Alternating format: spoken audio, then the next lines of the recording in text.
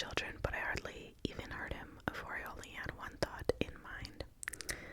And I knew he had only a few seconds to live, and that he would bother me no more, or anybody else. I made him start walking, and he knew then I meant to kill him. He really started to beg for his life then, and then I fired the first shot, and he fell to the ground moaning. I fired again, but missed, so I walked over to him and put the barrel of the gun right to his head and shot him again. He laid still after that, and I turned around and got into his car, lit a smoke, and drove off. In killing him, I felt no guilt at all. When I killed the cop, it made me feel real good inside. I can't get over how good it made me feel, for the sensation was something that made me feel elated to the point of happiness, for I achieved in putting to death one of my tormentors. After killing him, I wanted to kill some more, and they were the ones who abused me the night my brother had me arrested. I needed money, so I drove the dead cop's police car into Mobile. I had the car, and I waited in the Greyhound depot until the banks opened. I got a cab and hit him in drive me to, and we went to a bank, and I instructed him to wait. The first bank I walked into was CG Big, so I walked out and into another one. The crowd wasn't too big, and it was the bank that I robbed. I told him I wanted some money, and if he tried anything funny, I would kill him. After that, I hired this cab to drive me into New Orleans, where I planned to take a plane to California to kill my older brother, and also kill them cops that hurt me. But I was caught in Moss Point, and while being guarded by two cops, I broke and ran, daring them to shoot me. I was caught a few minutes later by a house. They fired 3 shots at me, but missed. I was taken to jail in Pascagoula, where I am now. Pascagoula. For what I've done, I felt no regret or sorrow whatsoever, and if I die, I'll know I was perfectly right in killing that cop. I honestly believe I've committed no wrong, for how can one commit a wrong if he feels he is justified in his act? So, as you can tell, Gerald's father is a bit crazy, like his son.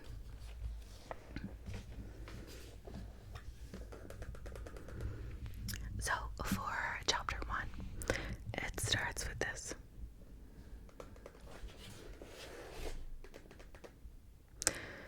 Charlene was interviewed by Dave Trujillo, October 13th, 1980.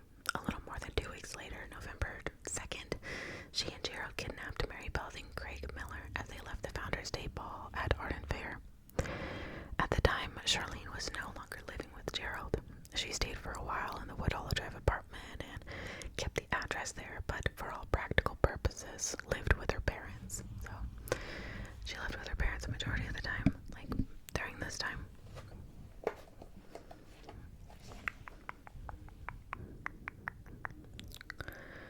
She had consented to spend just one day with Gerald November 1st. At 1 a.m. the following morning, Mary Beth Sowers and Craig Miller were kidnapped. So, Gallego had forgotten his own advice. He was no longer planning ahead. He was making mistakes and guilty of the carelessness he had said it could lead to his discovery and capture. Gerald managed, with Charlene's help, to lure 6 teenage girls into the van, rape, and kill them without ever being seen or leaving a solitary clue. So now he's starting to screw up, and he's not being very sly anymore. Very sly. The senseless kidnappings and murders were committed according to plans designed by a strange, warped, immoral mind. Luck had been his ally, and that, of course, was bound to change. The end was in sight in early in June of 1980, when Bradwood, not Bradwood as in W-O-U-L-D, but Bradwood drove across the bridge over the Oroque River and saw a gold and white bodied van with custom paintings between large windows stop and pick up Linda Aguilar.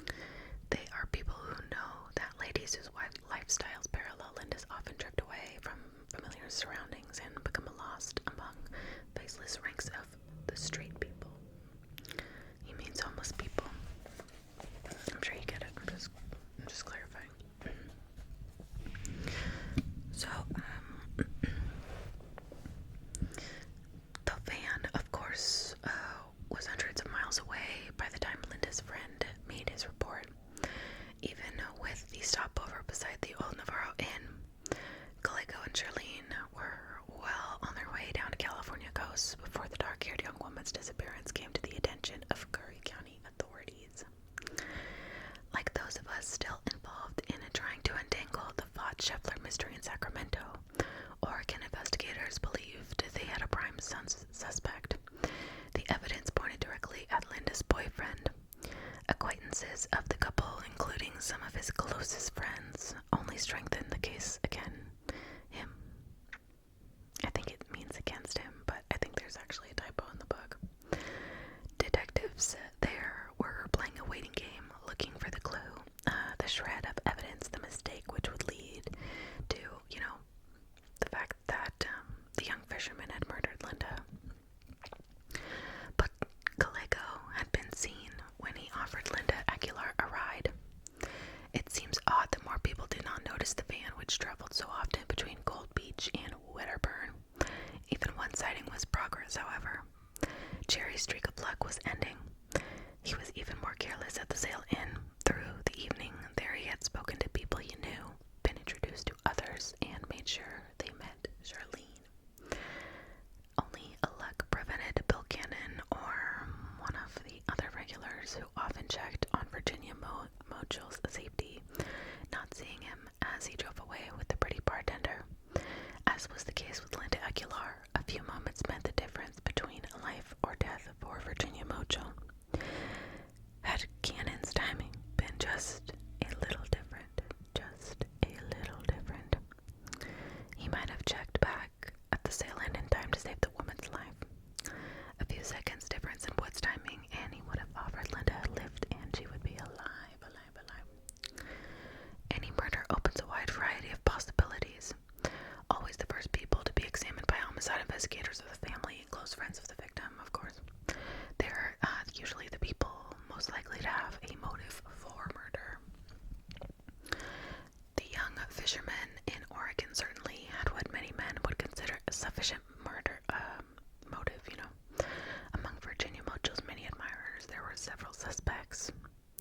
Dave Trujillo and Rick Mayoral could not overlook her former husband. The froggers who visited the Sail Inn that evening were all a little the worse for wear by the time that they returned to show the bartender their catch. One of them had been overserved to the point where he had been taken home prior to the return of the rest of the group to the Sail Inn. He did not remember the next morning how he had even reached home. Have you guys ever had one of those nights? I never have, but people talk about it, and I'm like, dang, how does that happen? I don't have enough money to spend when I go out. You know what I mean? Drinking out is like freaking expensive, but anyway, that's the end of it.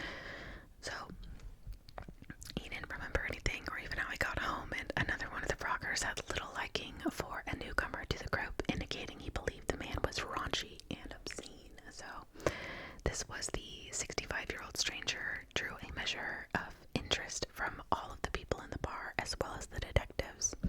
Just being in the place and appreciating Virginia was enough to find him a place on the suspects list. So, but neither Trujillo nor Morale was satisfied with their talks with Charlene Gallego, nor could they forget that that she and Gerald, of all the people to visit the tavern that night Virginia was murdered, had been fishing. The pretty bartender was found bound to it with the fishing line. The knowledge haunted Trujillo, but he did not have enough evidence to support his suspicions to even justify a search warrant to Gallego's van and property. If every person in the area who had been fishing, the evening prior to Virginia's murder was picked up, the jails of both Yolo County and Sac County would be, completely full. Our case against the young black man who had been a counselor at the youth camp where he met Gibby Vaught was convincing. He had been identified as the person driving the maroon Firebird that Gibby and Rhonda were seen entering near Country Club Plaza on the afternoon that they disappeared. Several people also claimed to have seen the two young women riding with the former counselor and a companion later that afternoon near Slough. And the suspects did everything he could to point the finger of guilt at himself.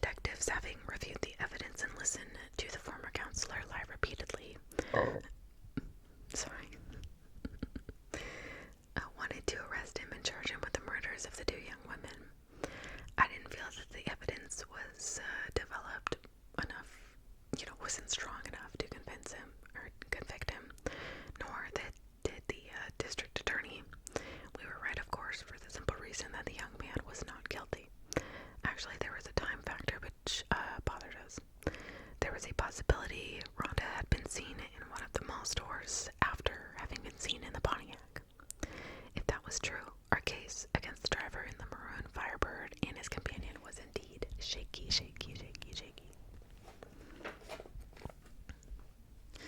Jean Burkett's case against the couple last seen with Mary Beth Sowers and Craig Miller would not have been much stronger than ours against the young counselor, except for one detail.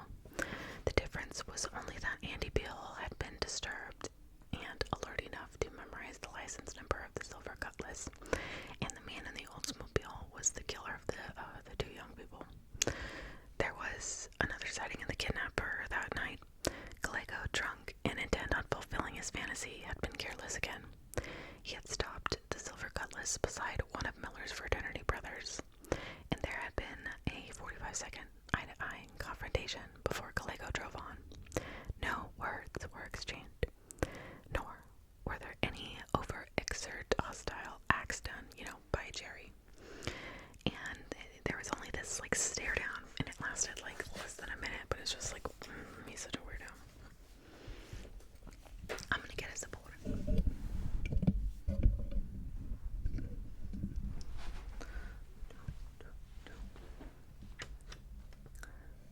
So Jerry's just being a weirdo. He's staring these kids down, trying to I don't know, intimidate them or something. I don't know. And after that, given those two leads, Burkett, a young lady but experienced homicide detectives, who is he's an intelligent and able man, could not be stopped. The good judgment of Lee Taylor, the detective from the missing persons detail of the Sacramento Police Department, who took Beale's original report, helped him. The outraged Sacramento media, which howled with anger when Miller's body was found and Mary Beth was reported missing. So, the media is outraged, and also the cops couldn't stop thinking about the outburst that Charlene had. I don't know what the F is going on. Remember, she freaked out on them when they came in uninvited. But after worrying about Miller through one night, one of Mary Beth's sorority sisters had joined the group, discussing the couple's unusual situation, and offered an item which prodded them into reporting an incident to the police.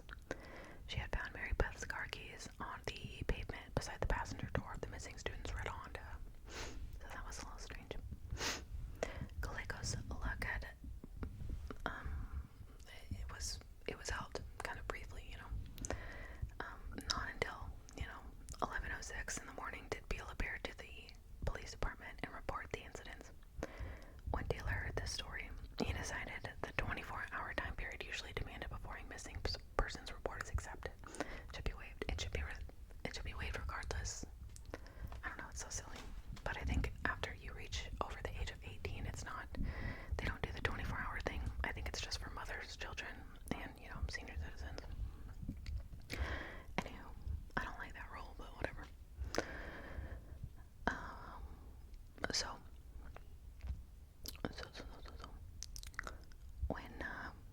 when Taylor heard his story, he decided the 24-hour time period usually demanded should be waived, like I said.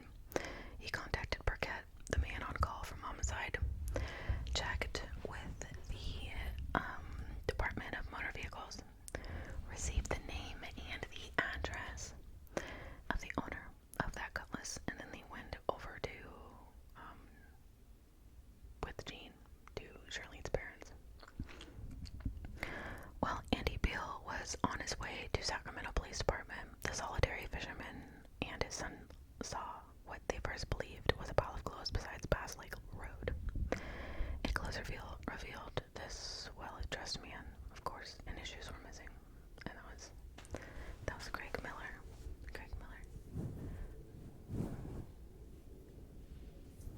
I have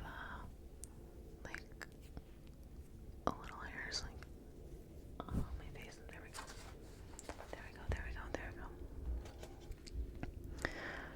So these boys, or this man and his young son, found this man, young boy,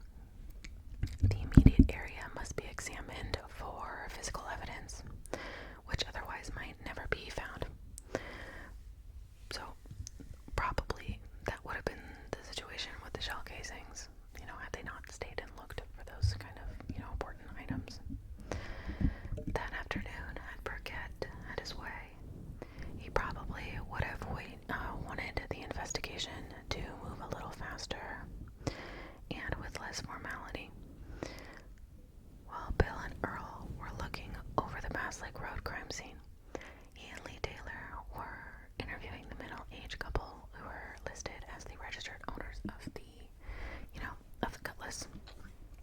And the detectives had learned the Cutlass actually belonged to the couple's daughter when the silver Oldsmobile pulled up beside the house and stopped. A few moments later, Jean and Lee were talking to Charlene. She lied convincingly, telling the detective that on the previous evening she had attempted a motion picture with her boyfriend in his red Triumph. Arrived home, and at about 10:30 had gone to bed. So that's her story, and she's sticking to it. Jean made some mental notes while talking to Charlene. She was blonde, attractive, weighed about 100 pounds, wore a pair of beige slacks, and was carrying a pale blue ski jacket. She resembled almost exactly the young woman Andy Beale had described that morning. He asked Charlene if he could look at her car and showed it to him. It was spotless inside and out in immaculate blue velour upholstery. The license number 240ROV matched that memorized by the fraternity brother. While he was looking at the car, Charlene told Jean that she felt an attack of morning sickness approaching that, coupled with a hangover, made further conversation impossible. She admitted, 7 months pregnant by her boyfriend, Jean. Oh, Lord. How is she gonna admit to cops I'm hungover and I'm 7 months pregnant? I can't do this right now. Oh my god, that's just nuts. I don't know, maybe it was like okay back in the day to like drink. I don't know. Dude, I wasn't there. I don't know how shit was going down. But oh, you know what it is? It's the fluffy mic. Because I put it on my face and it like the little hairs are sticking on my lipstick. It's so funny. Okay.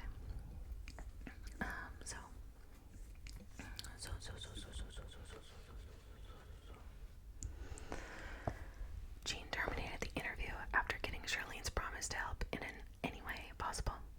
He was, as far as he knew, searching for a missing person.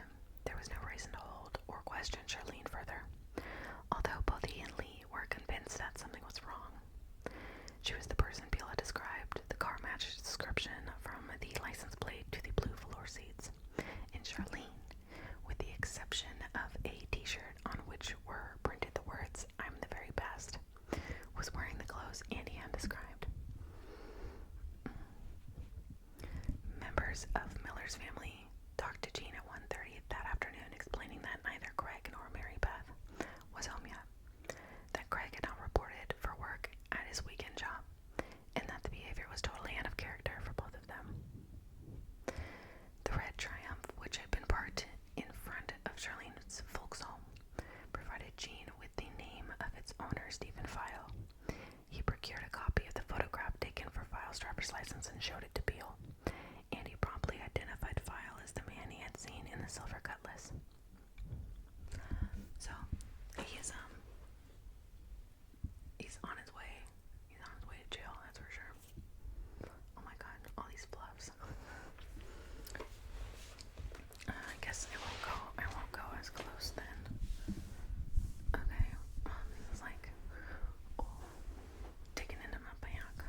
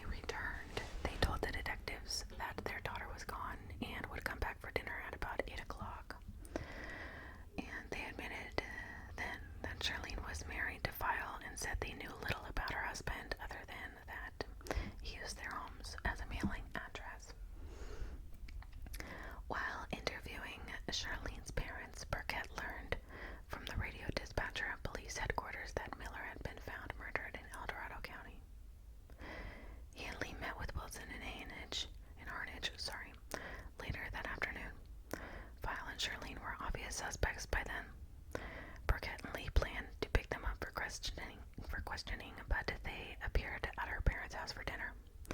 But Charlene and Jerry, having spent the day potty hunting, did not appear. Told by Charlene's parents, the couple had called in and said they were playing pinball at a restaurant near Bass Lake Road. Burkett, Taylor, Wilson, and Arnage organized a posse, and a small army of deputies surrounded the tavern and entered. Charlene and Jerry were not there. They were on their way east in the Oldsmobile, so they lied, or they left just in time, one or the other.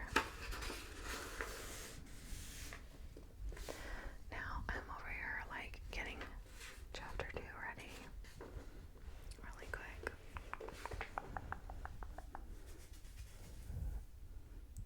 Oh, there's a bug. There's a bug that keeps like flying right there. I don't want to kill it though. I don't want to kill it. I don't have anything to kill it with. I don't want to touch it. Anyway. Oh. Hold on just a second. Why didn't y'all tell me that my eyelash was coming off? So rude. Oh. Okay, that's better. I'm just kidding, y'all. You know I love you. I'm just playing. So chapter 2. The night news of the Miller murder and Mary Beth's disappearance was the top story, on the night news in the Sacramento media area. Charlene's father had time to think things over. The possibility of his little girl might be Jerry's next victim did not escape him. He spoke with Jean and told him File's real name was Gallego, and that he was using the name of File. But there was this family problem, apparently a family problem in Butte County. So Jean checked and discovered the family problem was in fact a little case of rape and incest.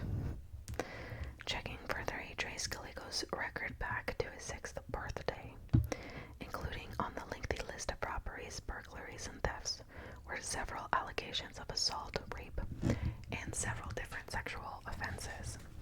So this guy was just not even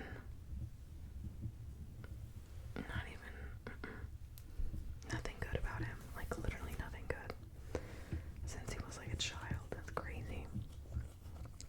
So there was no longer any doubt in Jean's mind that he was on track of the man who killed Greg Miller and kidnapped Mary Beth Sowers.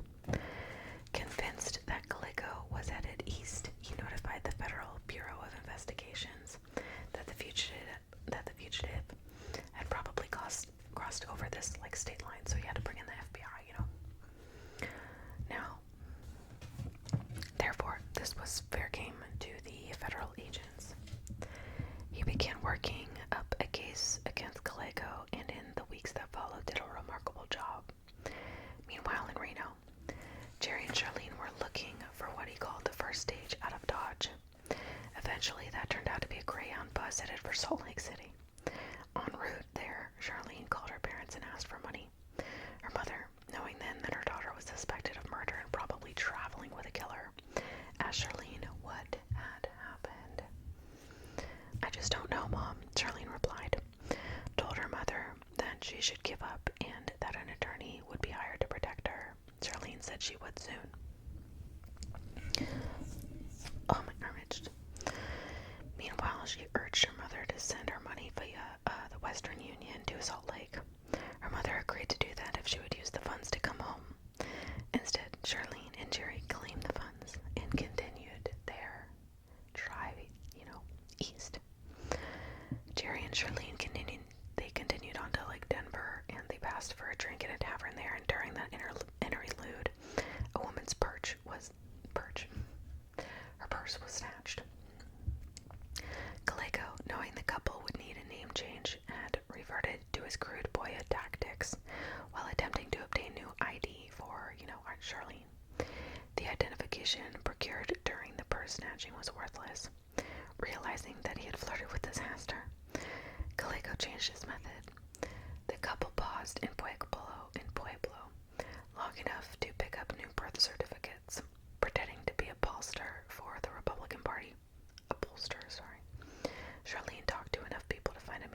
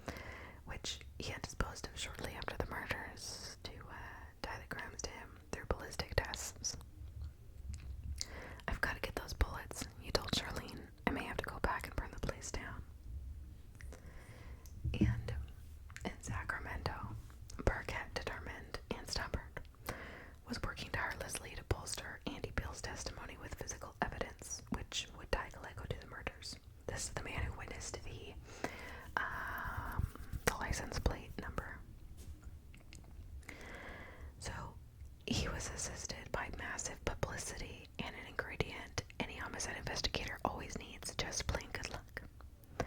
The thing Gallego feared most was happening. A woman who had seen him fire the shots into that ceiling in the North Sac bar actually contacted the detective and helped with getting all that shit figured out. So they ended up going and seeing that this little man had shot into this, ceiling, this drunk guy. And what he wanted to do was wake up this drunk guy at the bar who was sleeping on the bar and impress this girl. So that's the reason why he shot his gun in the bar. So there were 2 incidents where he did that in the bar.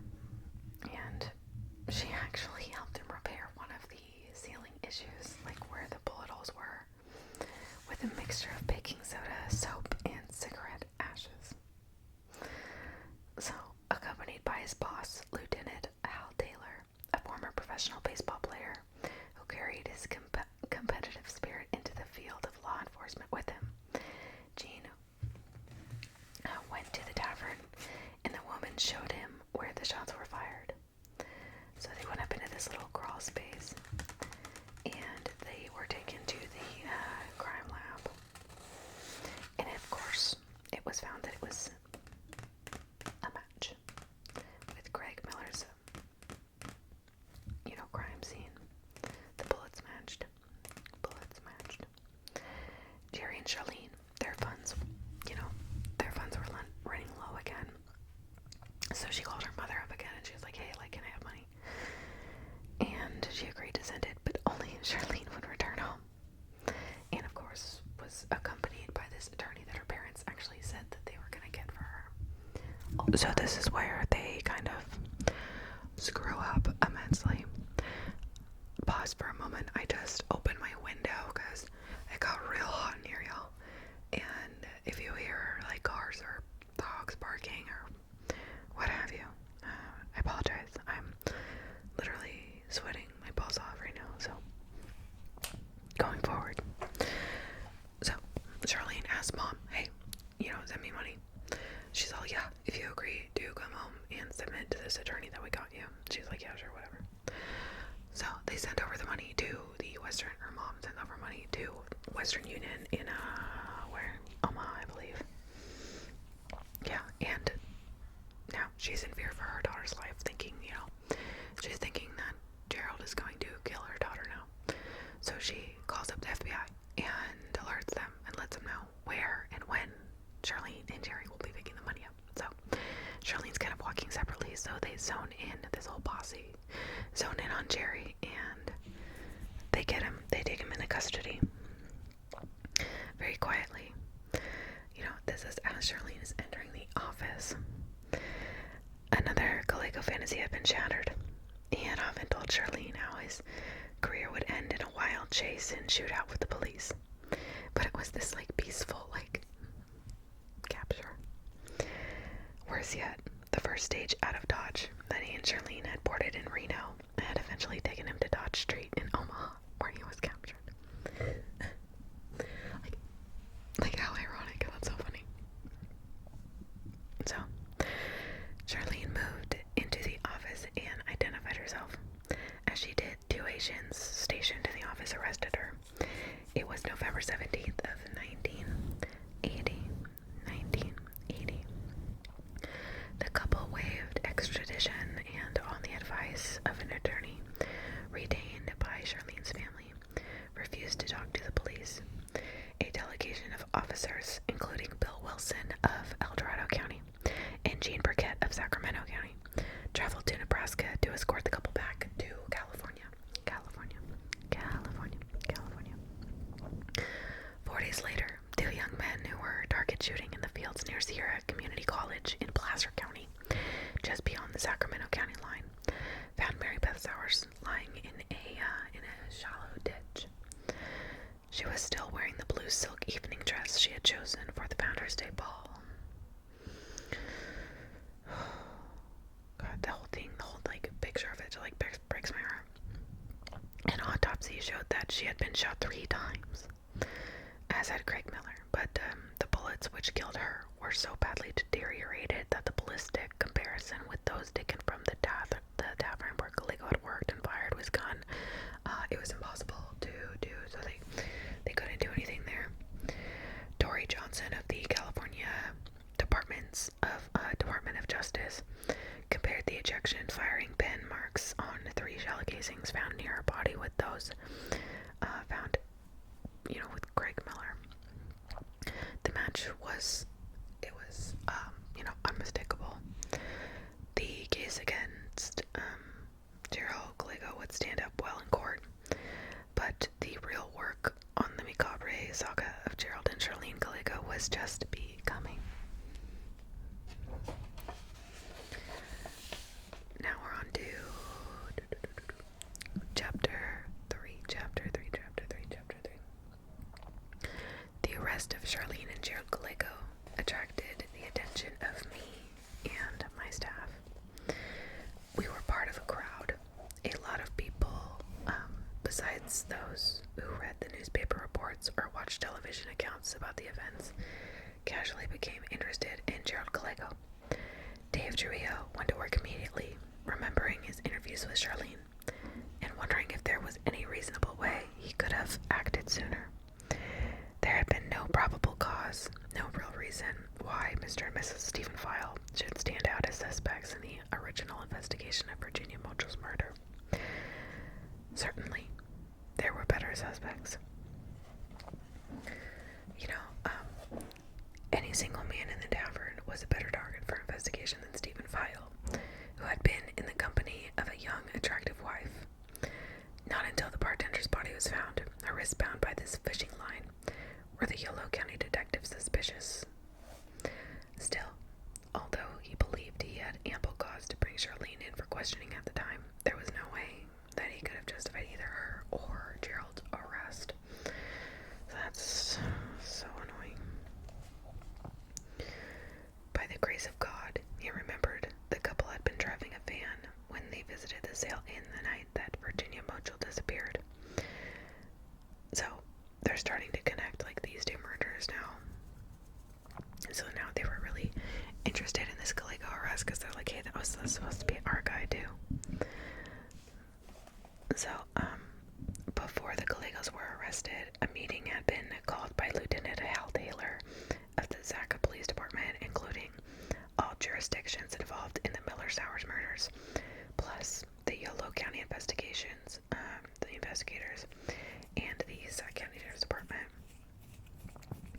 He had gathered the group together so problems could be settled, which evolved when they discovered one evening's activity by the couples had resulted in 2 murders in 2 separate counties, and a kidnapping in a third. There was a discussion about the multitude of sightings of the Gallegos which were pouring into law enforcement agencies involved. So they're really starting to put this all together.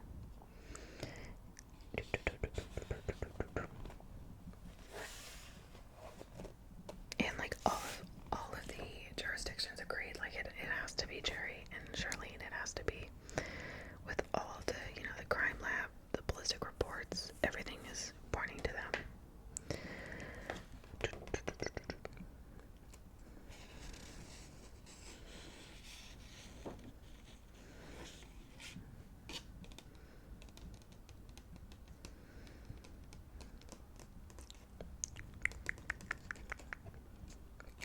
I'm just kind of reading over this little part.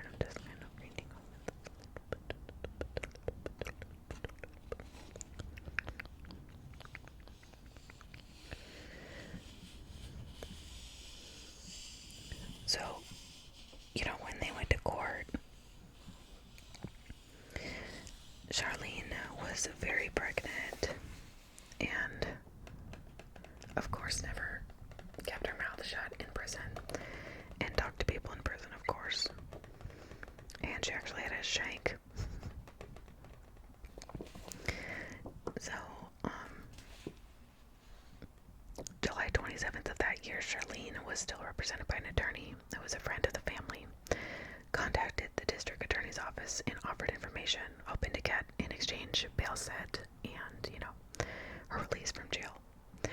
She said she knew nothing about the murders. Gerald, she said, had left with Greg Miller and Mary Beth from his Bluebird Lane apartment and returned home sometime later. She said that she also noticed some blood on his jacket. But the story was just rejected as false, Nobody believed her. But Charlene, worried and confused, took a shock of the situation. She just kept thinking about Jerry. And it was like, he had this like hold over her. So they kept building the case against Jerry and Charlene. They sifted through a bunch of evidence, and it was funny because Gerald and Charlene came from two totally different kind of backgrounds. So he was arrested at like age 12 for committing lewd and lascivious acts with a 6-year-old girl, and she was this really, really, really good student, He acted out a lot. Charlene was, this little lady. And Charlene met Jerry and her life just steadily went downhill. And she ended up getting married to this man. She actually met him in a casino. And she remembered he was clean, chiseled, but he looked very regular, she said. She said his features were very well formed. She said that they were actually meeting on a blind date.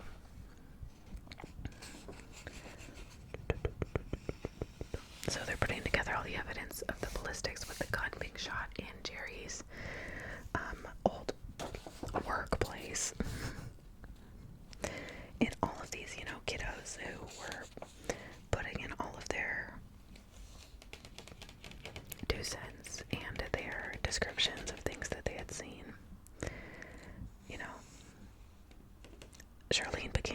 She finally began to talk. She traveled with them to each of the grave sites, and she'd take them to all the places. They were using Charlene's confession as the springboard, to get, hopefully, more info going on. They ended up finding, more fibers that matched the van and stuff, and the criminologists they had so much to go on. And all of these different police departments were networking and talking to each other and all that kind of stuff. And they traveled, to Nevada and they go to up to Sierra Nevada and all these different places, and the different weapons, the serial numbers and stuff were matched where they were bought, and they finally got him.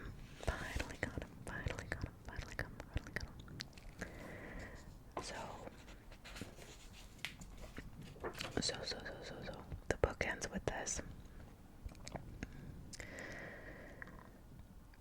On the morning of June 21st, 1984, Frank Dale, Walt, and I climbed into a car in Sacramento and drove to Lovelock. We pulled into town under a cloudless sky a few moments after 1 o'clock, parked illegally in front of Pershing County's impressive little courthouse, ran up the steep steps, through the lobby, and into the courtroom. Hickox, 40 pounds heavier than he is now, followed us panting. The courtroom was packed. Gerald Gallego, wearing his sports shirt open at the neck, was standing behind a small table in the side room. Richard Wagner had faced him. Gallego was speaking. "What you people have done to me is wrong. You sentenced me to death with no damn evidence at all, nothing. That means that you've opened the door so anybody can be convicted and sentenced to death on the word of one person. That's exactly what you've done. You've broken your own law, even though they have numerous amounts of evidence." This fool he's out of his mind, A few moments later, Judge Lewin Young of Pershing County asked a question. "Anything the state would like to say?" Richard Wagner responded, tried Jerry, then said, as a matter of public record in this case, in California, the defendant's father came into play with the defense down there, and he died for what he did, but at least he was a man enough to stand up and admit it and recognize what he did and that he had to pay for it. That wasn't occurring here. So, I guess that worst part of all of it is I think everyone keeps hoping maybe there's a little bit of humanity, just a little bit there, worth saving, and it hasn't been shown. Not even today. The great macho image hasn't even been enough to acknowledge it. There's nothing more to be said except to carry out the sentence. A few moments later, Gerald Gallego was sentenced to die for the murders of Stacy Redkin and Karen Twiggs. It was over. 6 years had passed since Rhonda Scheffler and Kippy Vaught were found by the farmhands near Slaw House. We walked out of the courtroom into the little foyer, and Walt turned to me. I wondered why we were in such a hurry, he said. I thought about those 6 years, the frustration, the feeling of futility right at the beginning when we thought we were so close to solving the murders of Kippy Vaught and Rhonda Scheffler, and we were actually so far off. The feeling of relief, of an obligation fulfilled when Charlene finally cracked and provided us with the leads which would link all of the murders. There had been some complaints when he hammered out a deal and she finally talked. No one had wanted to give her an inch. Not a thing. Not a single thing. Not a single concession.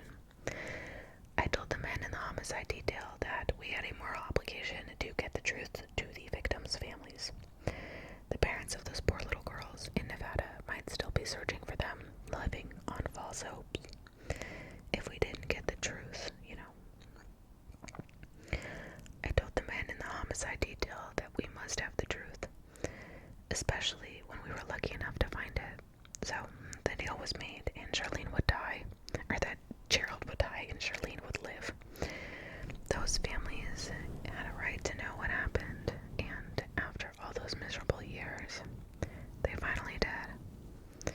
It might not help much, but it should help some. It should help some.